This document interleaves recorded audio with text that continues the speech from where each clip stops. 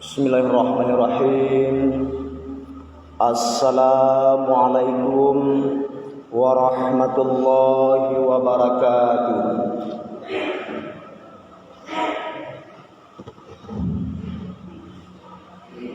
Allahu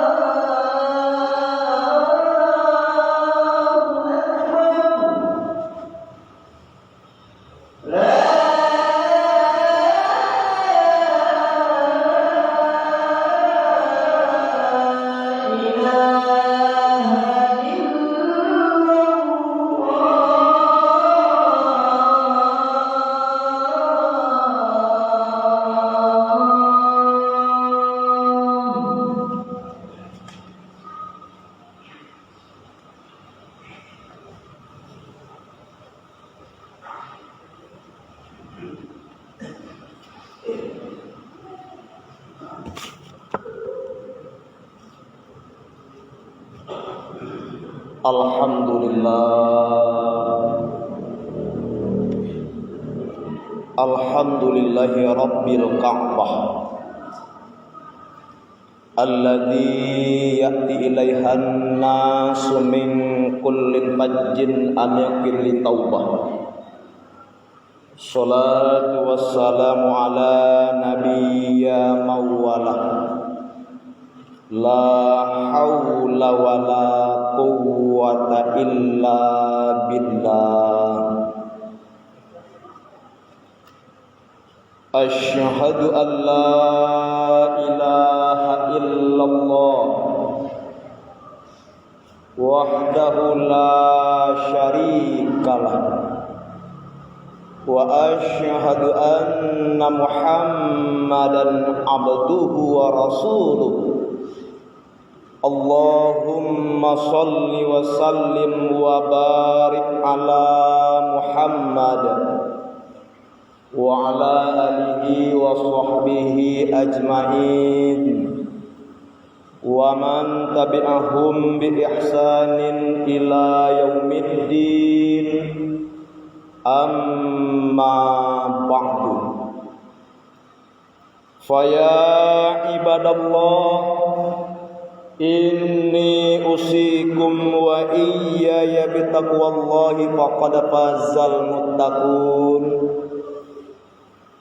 Ya ayyuhalladzina amanu taqullaha haqqa tuqatih wa la tamutunna illa wa antum muslimun.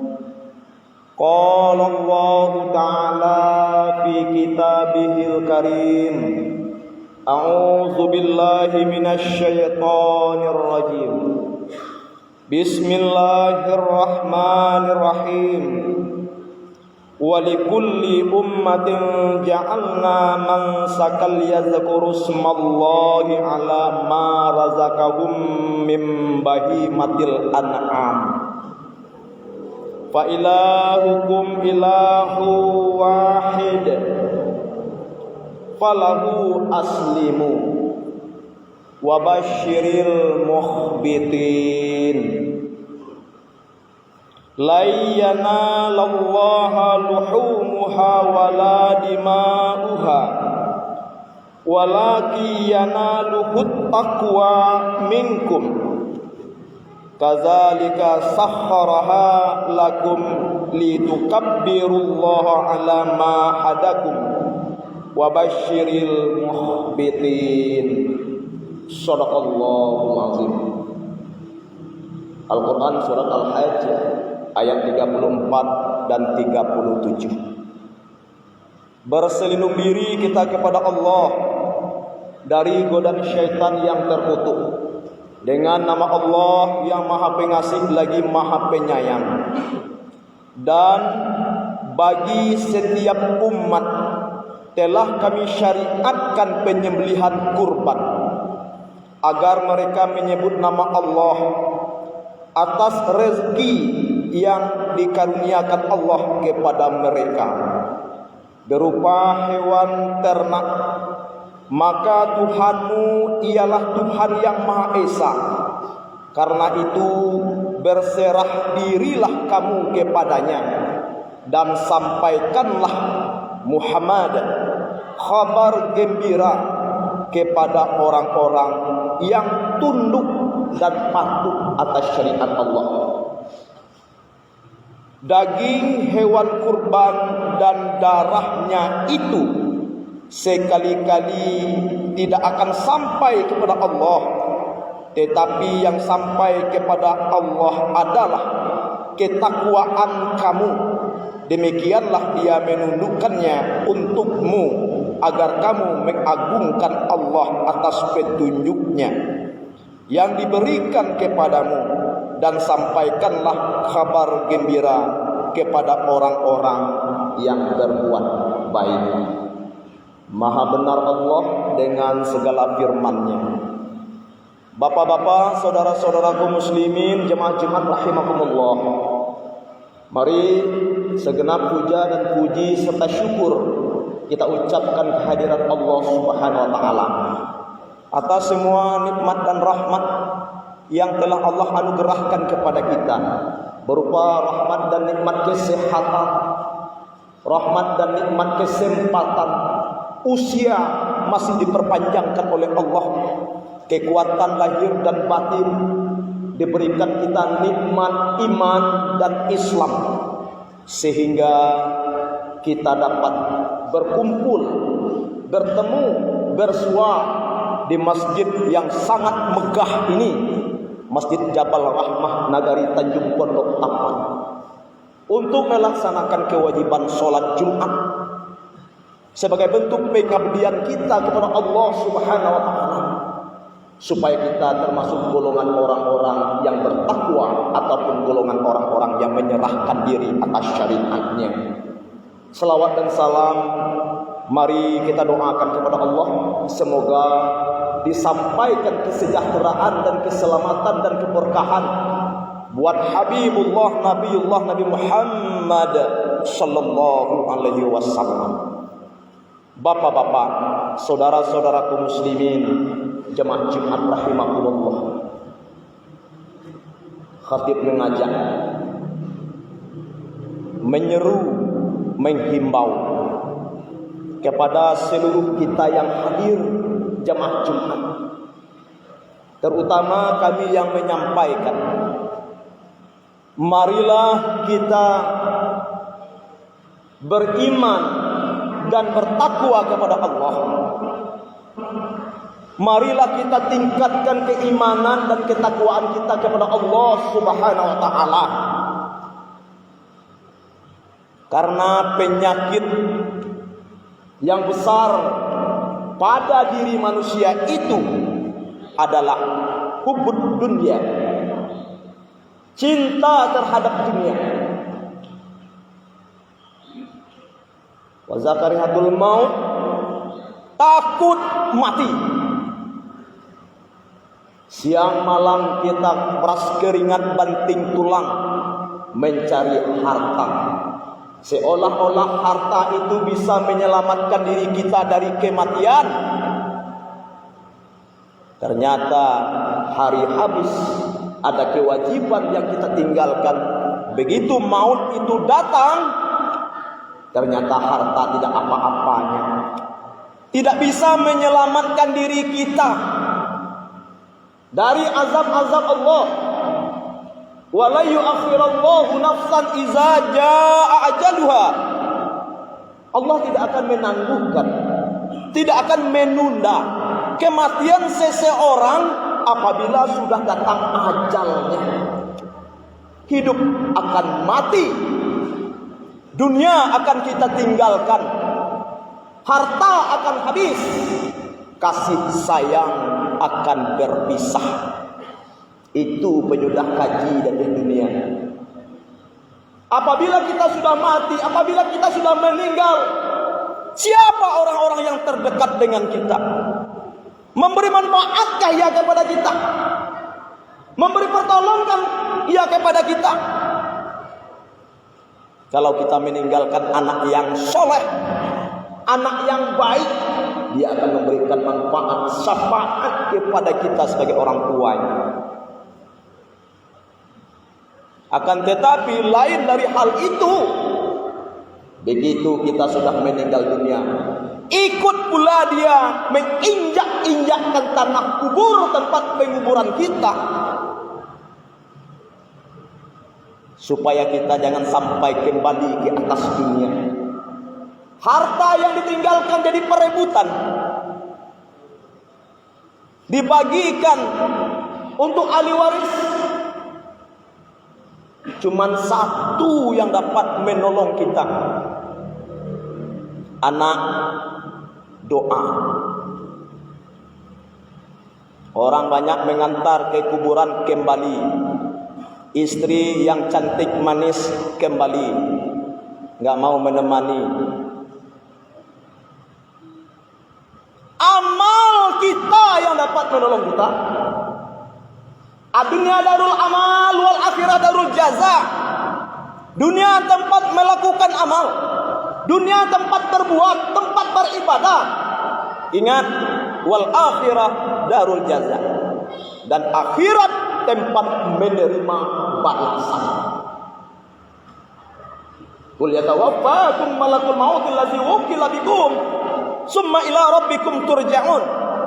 Katakanlah, malaikat maut yang kami utuskan kepadamu, yang akan mencabut nyawamu, pasti mematikan kamu, kemudian kepada Tuhanmu lah kamu dikembalikan. Gim hidup di atas dunia.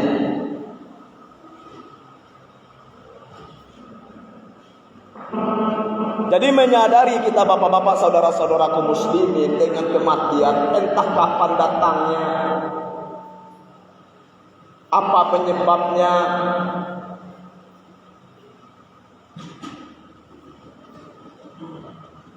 bila masa waktunya, ini rahasia Allah. Jadi khatib mengajak kepada kita bersama bertitik tolak dengan hal yang demikian. Mari kita tingkatkan iman kita, ketakwaan kita dalam rangka mengerjakan kebaikan-kebaikan. Bapak-bapak, saudara-saudaraku muslimin, jamaah Jumat rahimakumullah. Hari ini tanggal 10 Zulhijjah.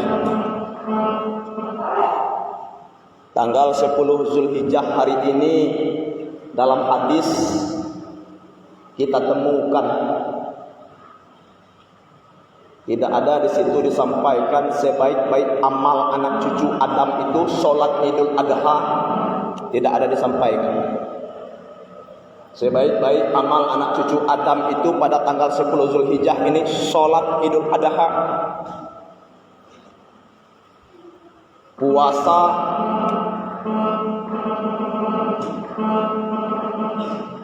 tidak ada disampaikan. Berpuasa kita tanggal 10 Zulhijjah hukumnya haram, karena tanggal 10 Zulhijjah itu adalah hari berkurban dan memakan daging korban. Tidak pula dikatakan dalam hadis tanggal 10 Zulhijjah itu amal yang paling dicintai oleh Allah sedekah. Tidak. Dalam hadis qudsi Allah katakan,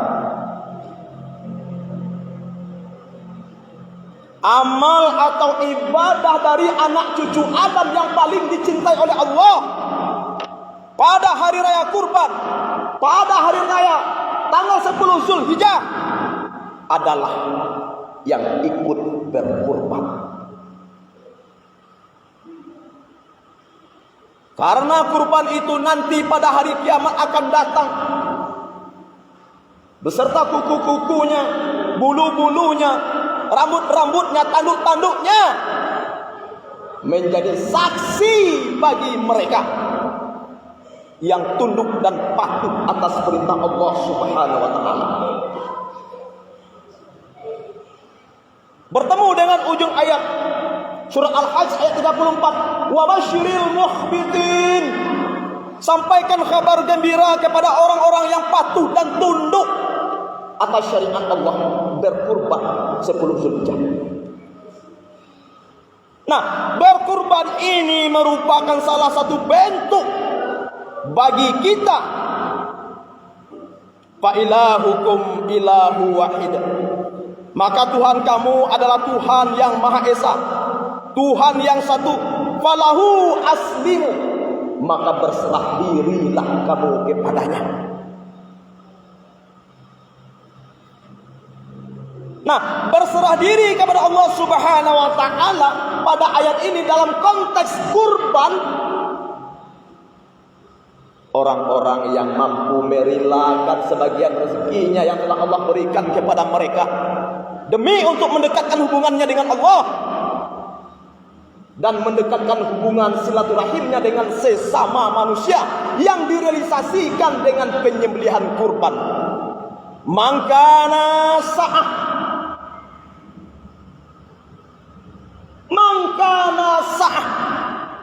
walam yudahi fala yaqrabanna musallana.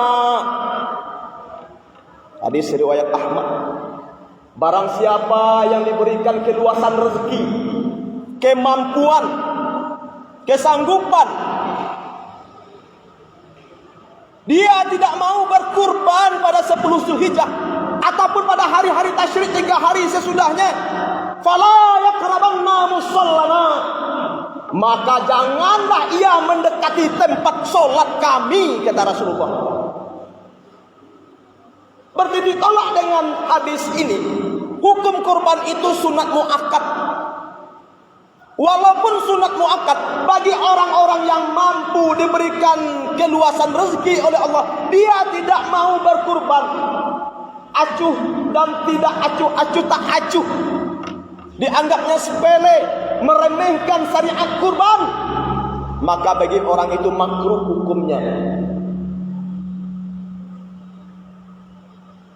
Bila ia meninggalkan, makanya ulama banyak berpendapat seperti Imam Abu Hanifah, Imam Malik, As-Sahuri, Ibnu Taimiyah, kurban itu wajib bagi orang-orang yang mampu.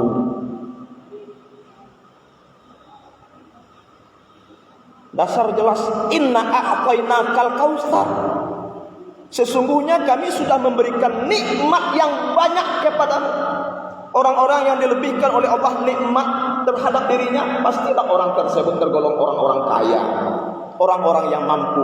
Konsekuensi diberikan nikmat yang banyak oleh Allah kepada yang bersangkutan, fasholli li rabbika wanhar, maka dirikanlah sholat dan berkurban.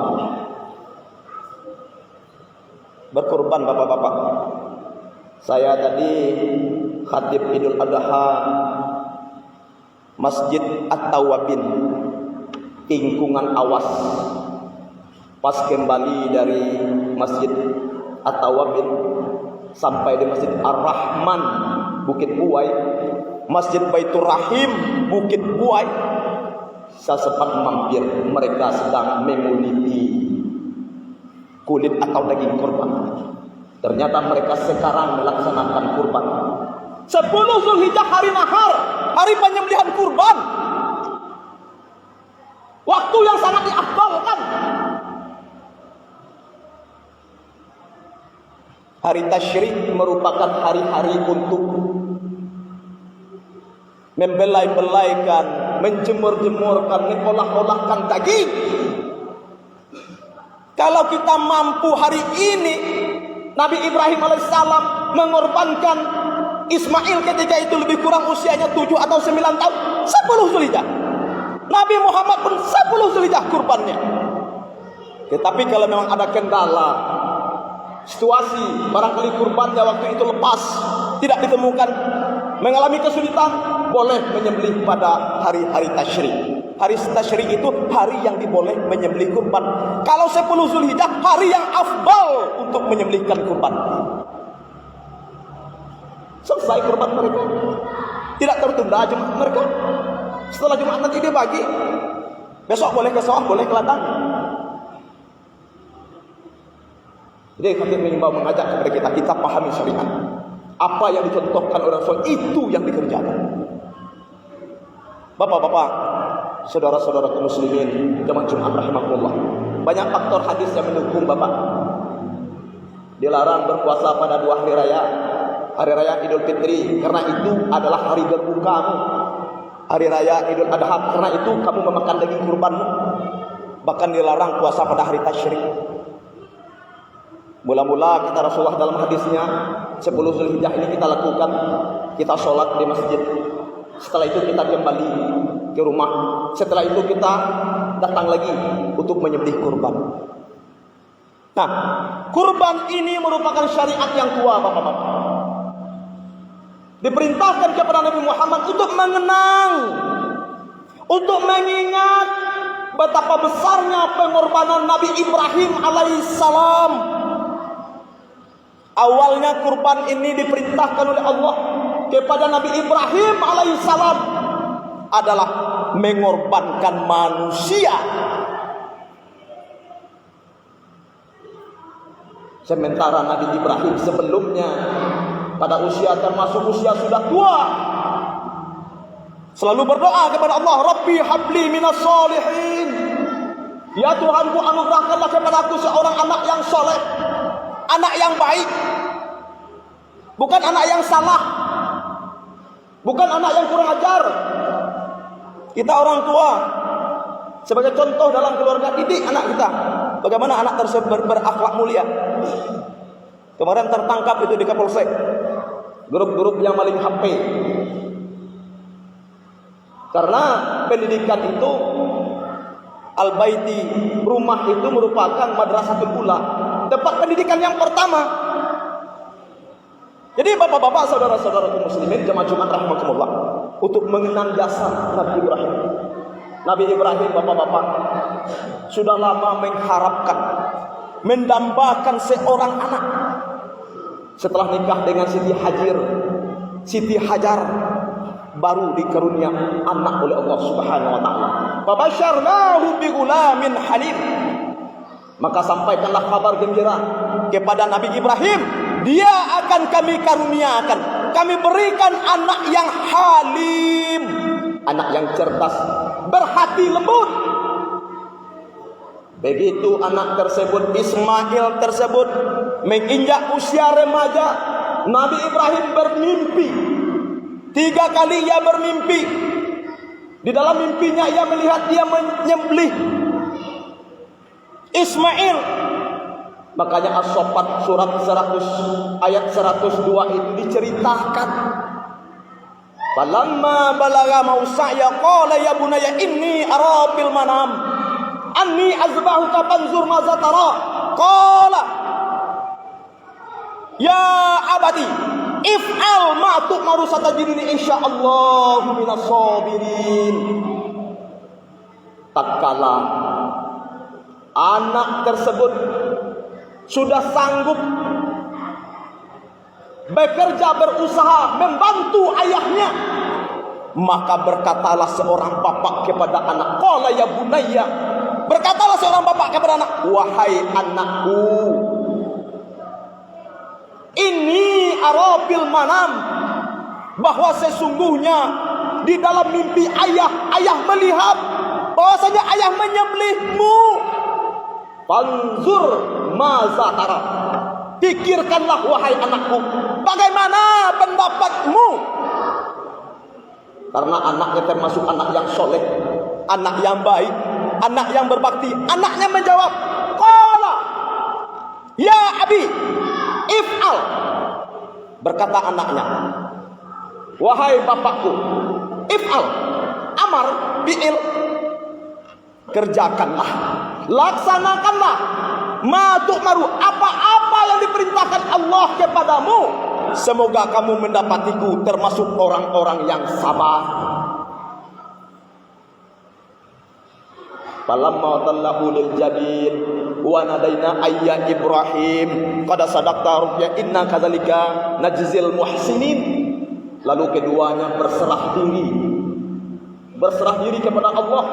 Nabi Ibrahim membaringkan anaknya Ismail setetangan pelipisnya. Kemudian Nabi Ibrahim mencabutkan pisaunya, dalam mata anaknya tertutup, menoreh, meletakkannya setetangan leher anaknya. Allah berfirman, wa nadaina ayya Ibrahim, dan cukup wahai Ibrahim, cukup. Qad sadaqta ruqya inna kadzalika minal najzil muhsinin. Sungguh kamu sudah membenarkan mimpi itu. Lalu Allah membalas orang-orang yang berbuat baik, diganti Ismail dengan seekor kibas yang besar sebagai sembelihan sampai sekarang ini. Apa hikmah yang dapat kita petik dalam kehidupan ini? Segala sesuatu dalam kehidupan kita, diri kita, jiwa kita akan mendapat keridhaan Allah apabila kita bertekad, berusaha untuk berkorban demi kebaikan. Tapi ingat, sekalipun itu perintah Allah Subhanahu wa taala, mesti harus kita bawa bermusyawarah. Musyawarah untuk mufakat. Wa amruhum syura bainahum wa syawirhum bil amri. Dan hendaklah kamu bermusyawarah dengan mereka dalam mengambilkan keputusan. Ini sudah jelas perintah Allah, Pak. Sebetulnya kalau tidak diajak Ismail bermusyawarah, langsung saja disembelih, clear urusan. Nabi Ibrahim memberikan suri teladan, memberikan contoh, dia bermusyawarah dengan anaknya. Bagaimana pendapatmu nak? Ini mimpi. Anaknya orang baik, maka dia menjawab dengan baik, laksanakan ayah. Dalam kehidupan bermasyarakat, dalam kehidupan dalam keluarga, hendaklah kita kedepankan unsur-unsur musyawarah untuk mengambilkan keputusan bersama. Satu. Yang kedua, diperintah menyembelih Ismail sebagai bentuk pengorbanan Nabi Ibrahim yang paling besar, diganti dengan kibas, memberikan makna kepada kita. Silakan penuhi kewajibanmu kepada Allah, penuhi kewajibanmu kepada sesama manusia, carilah kebutuhan hidupmu, tapi dengan syarat jangan mengorbankan orang lain dalam kehidupan. Kadang-kadang orang lain banyak dijadikan sebagai alat, banyak dijadikan sebagai jembatan. Begitu dia duduk di atas, lupa dengan alat yang di bawah. Jangan korbankan orang lain, apalagi membunuh jiwa orang lain. Jangan. Dalam mencari kebutuhan hidup, menunaikan kewajiban kita kepada Allah Subhanahu wa taala, supaya kita diridhai oleh Allah, maka kurbankanlah sifat-sifat haiwaniyah yang ada pada diri kita. Siapa mau membantah dalam diri kita ini tidak ada sifat hewan-hewaniyah? Allah sendiri yang berkata, ulaika kal an'am bal hum adall. Mereka tak ubahnya seperti binatang ternak, bahkan lebih rendah daripada itu. Mudah-mudahan khutbah yang singkat ini memberikan manfaat kepada kita bersama. Begitu usia kita berlanjut, sisa-sisa usia kita masih di kandung badan, carilah keridhaan Allah dengan menyerahkan urusan diri kita kepada Allah Subhanahu wa taala. Tentunya cintai dan laksanakan syariat yang dibawakan oleh Nabi Muhammad sallallahu alaihi wasallam. Barakallahu li wa lakum fil Qur'anil azim wa nafa'ani wa iyyakum bima fi minal ayati wa zikril hakim. Innahu huwal ghafurur rahim.